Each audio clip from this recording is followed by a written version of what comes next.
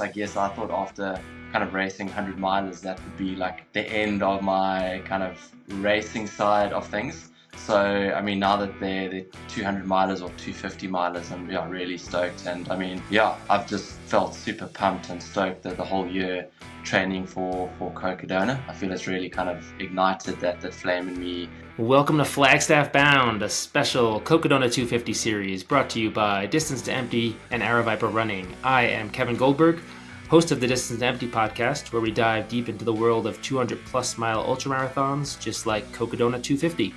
As always, I'm here with my legendary co-host, Peter Noyes. Today we've got an absolute legend in the sport on, Ryan Sands. He's conquered some of the toughest ultramarathons on the planet, and now he is making his Cocodona 250 debut. Ryan, welcome.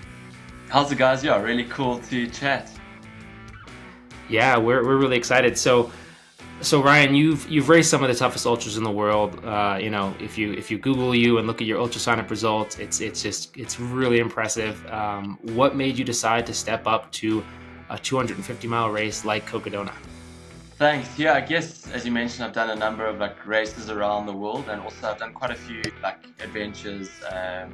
My running buddy and I run across the Himalayas, or done a big section of the Great Himalaya Trail, and also run around a country called Lesotho. So I think for me, what's always appealed to me about trail running is adventure, and then for me, Cocodona just seems like the perfect blend of both an epic adventure plus a race. So I'm really excited about that.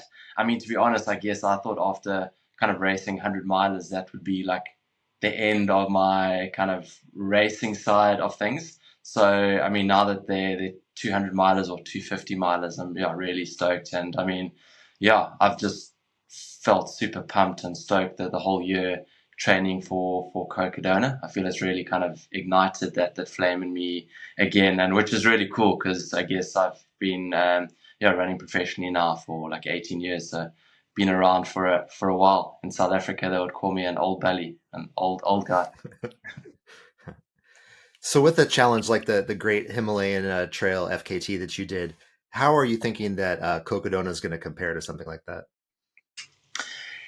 Yeah, I mean, I guess something like the Great Himalaya Trail. I mean, there are a lot of similarities, but I think just Cocodona being a race format and doing it completely on my own, not with a running partner. I mean, I think that'll really make it a challenge, and just trying to keep moving for the entire 250 miles, to sleep as little as possible.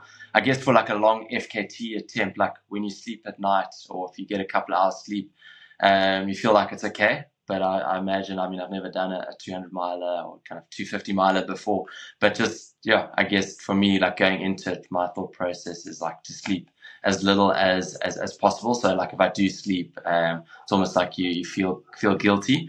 But I mean, I think I can take a lot from what I've learned from the projects I've done and the FKT challenges into a race like Cocodona. And really, I mean, I guess, race like Cocodona being so long, it's really being able to manage yourself and look after yourself, and just not get too ahead of yourself when it comes to kind of pacing, fueling, gear, etc. Yeah, I think that's that's what appeals to us so much about these 200-plus mile races is how many pieces of the puzzle there are. And sleep is obviously a huge one that even people who have done these 10 times over are still trying to figure out. I'm usually of the mindset that you have of let's push sleep out as far as I can and see what happens, and maybe we'll get lucky. And sometimes it works, and sometimes you get really, really sleepy, and that can throw a wrench in things. You become a different version of yourself the more sleep deprived you get. Yeah, for sure. I mean, I think that's one of the things I'm probably kind of most concerned about, or the biggest factor. I mean, I know from the projects I've done and kind of running multiple days and going through the night, I really do at certain stages battle with sleep. So I'm just trying to figure that out. I mean, like I said, I want to sleep as little as possible, but I also know there are times when you need to sleep, even taking a 10 or 15 minute power nap can, you can make that time up so quickly if you're moving more efficiently. Yeah, for sure. So with your previous training, you're based in South Africa. Has anything looked different with ramping up for Cocodona? Going through 2 nights, potentially 3 nights. With minimal sleep. Are you doing anything different from the way you've trained in the past? Yeah, I guess I've been coached by Jason Coop now for 3 years. So I think for some of the projects I did, I was self-coaching myself and probably did a lot less volume of training. Whereas my training with Jason's been like super consistent and pretty high mileage for me. There are a few weeks I've been kind of begging and pleading for him to maybe kind of dial it back a bit, but he's like, it's a massive challenge. You gotta get used to just being able to spend a really long time on your feet. So I've done a ton of kind of volume and been super consistent. Last week I did a running week, I think of like 30 hours, which is pretty big for me. The only times I think I've run that much in a week is either during a project or kind of when I've had a race. So yeah, I think that the running has been pretty big. But luckily for me, we in summer at the moment, or kind of heading out of summer, so it's been really hot. So I've had perfect conditions to train. The terrain in Cape Town and the surrounding areas is pretty similar to Arizona and Cocodona. So I feel that side of things has gone pretty well. And then on the nutrition front, definitely trying to dial that in and kind of figure that all out. And then obviously just doing some gear planning as well. So I think that's one of the things that really intrigues me about a race like Cocodona. It's just so many moving pieces, so many kind of pieces of the puzzle to get right. I think that's kind of one of the big things that really excites me. Yeah, I think that's definitely an advantage to us North American athletes who are training through our winter, into spring for Cocodona. So for many, Cocodona will be that first sort of blast of heat for people running this year. And it's having done it in the past, it is a bit of a wake up call when all of a sudden it's 90 degrees and the warmest you've run in is 50. So that will benefit you, and it's cool that you're coached by Coop and CTS. I work for Training Peaks, and we've worked with Coop and CTS for a long time. Yes. And I think I've seen Coop at the Cocodona the last 3 years, him running it the first time, and then he was pacing and supporting his athletes out there. So he's intimately familiar with the course, and you're probably in good hands. Yeah, exactly. So that's why when he says you need to keep cranking the mileage, I guess I've got to listen. But it's been really cool, and as you mentioned, he's spent a lot of time on the course at the race, and even run the race. So yeah, really awesome. So you mentioned earlier you have 18 years as a professional ultra runner. So my question is, what keeps you motivated to take on new challenges like Cocodona?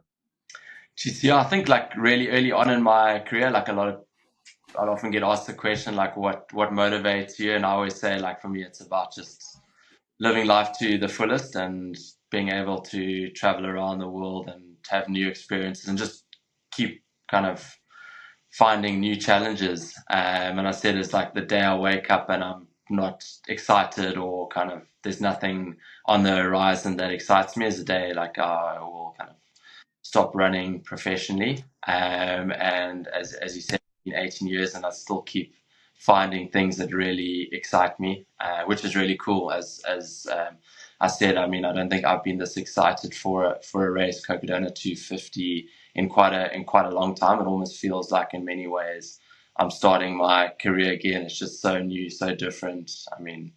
Pretty daunting. Don't know what's going to happen. So yeah, I think that's what's kind of really kept me motivated. It's also just always mixing it up, like doing some races, doing some projects. With Red Bull, done some pretty kind of crazy shorter distance races and then some longer stuff. So yeah, I guess just really being able to mix it up and try new things. So one of the challenges I really had racing 200s was when I did Tour de France in 2023. Obviously, the race itself is challenging enough, but the big challenge for me was it was my first time racing internationally and traveling such a long way for such a big race. I'm going to make the assumption that you have a lot more experience than I do with doing international races and races outside of your home country. How does it change things when you are traveling a long distance across many time zones, for a race of this kind of scale? Like, well, what do you do to prep and make that sort of easier on yourself?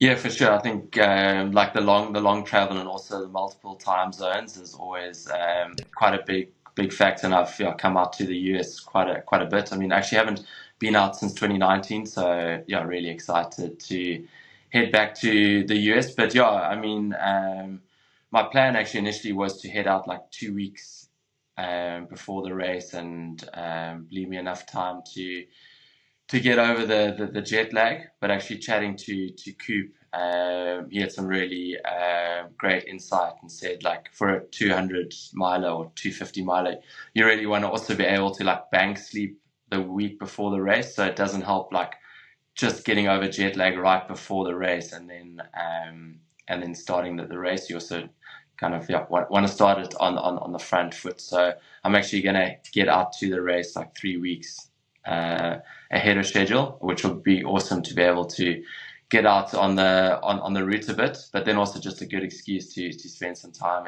in the US and in Flagstaff. I've actually never been out there, so yeah, really excited about that.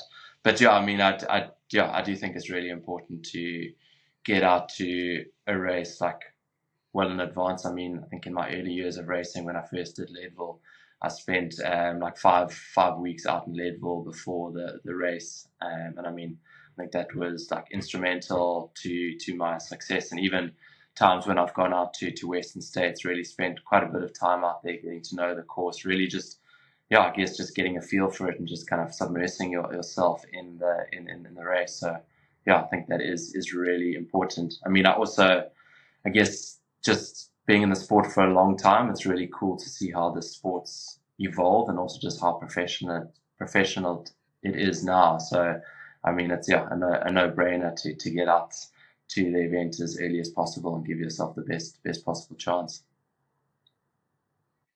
Yeah, I think that'll pay dividends, getting out early, seeing the course.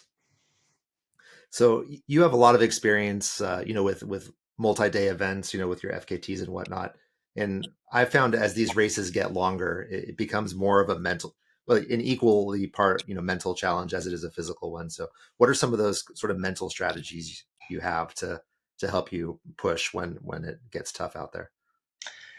Yeah, I guess. I mean, I always say it's so important just like break any race down into bite-sized chunks. But I remember running across the Himalayas, and it was just like day in and day out, and it's just I don't know, it's pretty overwhelming to actually break the race down into bite-sized chunks. So I mean, I'm trying to kind of run through Cocodona in my head and like break it down into like 50-mile stretches or 50-kilometer stretches, and just like look at the main aid stations or crew points just to make it not feel overwhelming. But I mean, it still is pretty daunting.